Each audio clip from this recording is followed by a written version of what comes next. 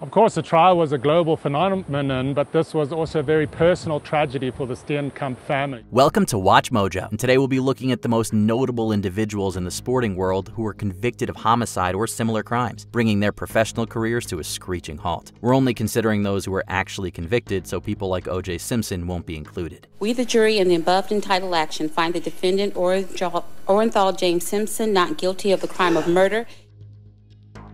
Sally McNeil. It seemed like a perfect marriage of two competitive bodybuilders, but behind closed doors, steroids made things volatile. On Valentine's Day in 1995, professional female bodybuilder Sally McNeil fatally shot her husband Ray and called the police to confess. The couple had met 8 years earlier at a bodybuilding program in the U.S. Marines, but Ray was reportedly violent and unfaithful to McNeil. On the night of the shooting, McNeil claimed she had acted in self-defense, stating that Ray tried to strangle her when she confronted him about his infidelity. Steroids were involved also. It makes for an explosive and volatile situation. However, the prosecution successfully argued that the shooting was premeditated, based on the trajectory of the bullets and the blood splatter evidence. Consequently, McNeil was convicted of second-degree murder in 1996 and sentenced to 19 years to life. Despite multiple appeals, she remained in prison until 2020 when she was granted parole. They say she blasted her husband with a shotgun, then went to the bedroom to reload, and then returned to shoot him a second time in the face. Mark Rogowski.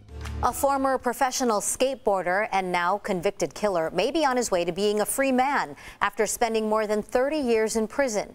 Mark Rogowski was only 14 when he began his professional skateboarding career in 1980, and it quickly took off. He won national championships and secured several endorsement deals, earning thousands of dollars every month. His rapid fall from grace began when he broke up with his long-term girlfriend, Brandy McLean, and turned to alcohol to cope. Angry and jealous of McLean's new relationship, Rogowski directed his rage towards her best friend Jessica Bergston. The prosecutor said Rogowski abducted Bergston from her apartment in Pacific Beach and hauled her off to his condo in Carlsbad. In March 1991, Rogowski invited Bergston to his house, where he sexually assaulted and murdered her. He later admitted this crime to a spiritual advisor, who convinced him to confess to the police. Rogowski pleaded guilty to first-degree murder and sexual assault, receiving a sentence of 31 years to life. Well, that's right. After Mark Rogowski was granted parole last year for a second time, Governor Newsom once again reversed the state parole board's decision to release him.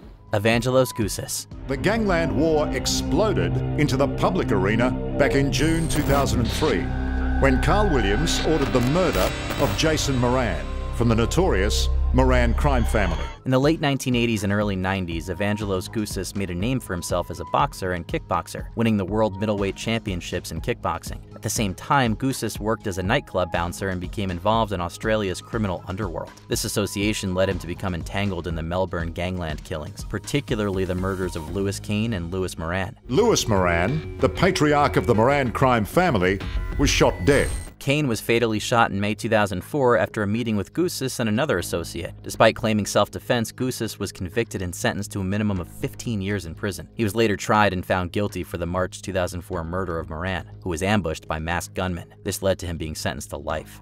The notoriety, the drugs, the gangland stuff, your life, has it all been worth it? No. Jovan Belcher. And is he breathing? She's still breathing, but Bill, please hurry. I don't know how many times he got her. They were arguing. Jovan Belcher was a linebacker for the Kansas City Chiefs who was beginning to gain traction in his professional football career. Belcher lived with his girlfriend Cassandra Perkins and his mother, who was helping them care for their young daughter. Belcher and Perkins had a rocky relationship, filled with constant fights and arguments. On December 1st, 2012, during one of such arguments, Belcher shot and killed Perkins in front of his mother. ABC News has learned that he regularly visited gun ranges and had several weapons in his home. He then drove to the Chiefs' practice facility where he took his own life, despite pleas from the general manager and coaches. After his death, it was discovered that Belcher suffered from chronic traumatic encephalopathy, leading his mother to file a wrongful death lawsuit against the Chiefs. But police say the 25-year-old then drove to Kansas City's Arrowhead Stadium, thanked his coaches for believing in him, and shot himself as they watched in horror. Eric Naposki.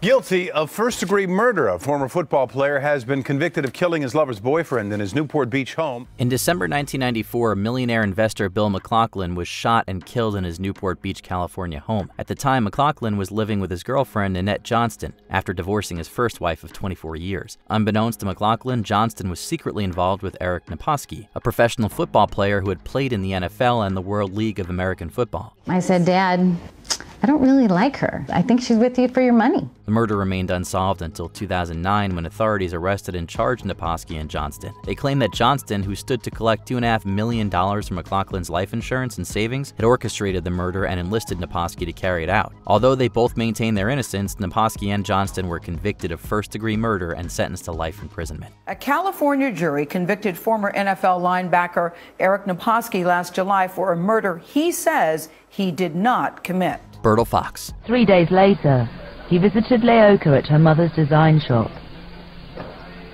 Only Bertel knows what happened next.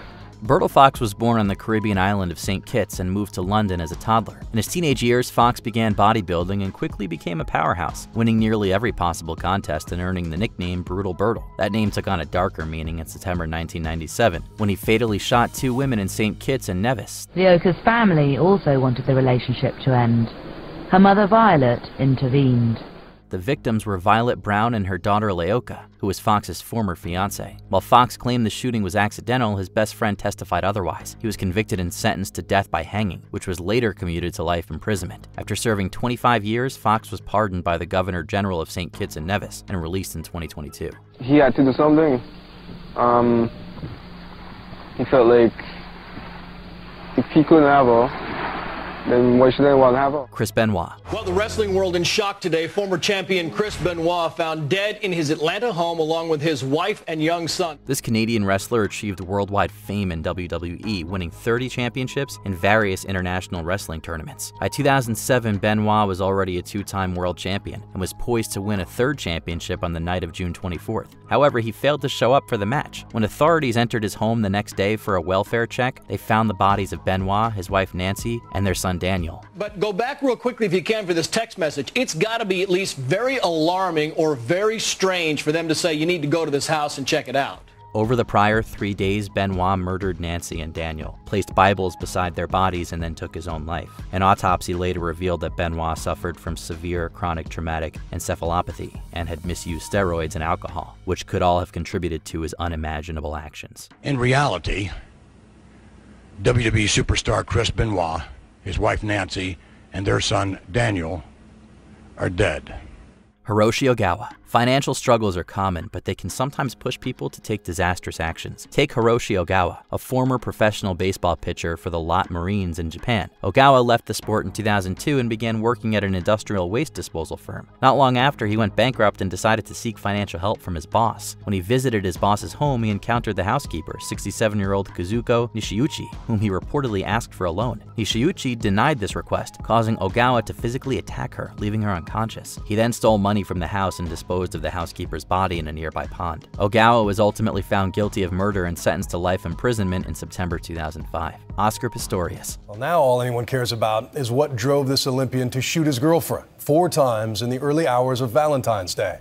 In 2012, South African sprinter Oscar Pistorius made history as the first double-leg amputee to compete in the Olympics. Before this momentous achievement, he had already won several Paralympic gold medals, becoming both an inspirational and influential figure in sports. But things took a tragic turn in 2013 when he was charged with the murder of his girlfriend, Riva Steenkamp, at his home. This legal saga has lasted nearly 5 years now.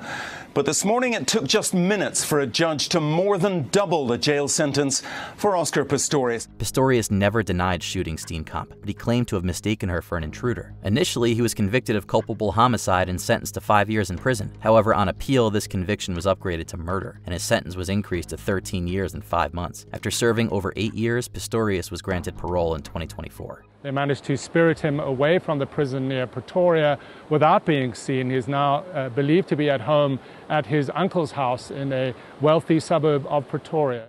Before we continue, be sure to subscribe to our channel and ring the bell to get notified about our latest videos.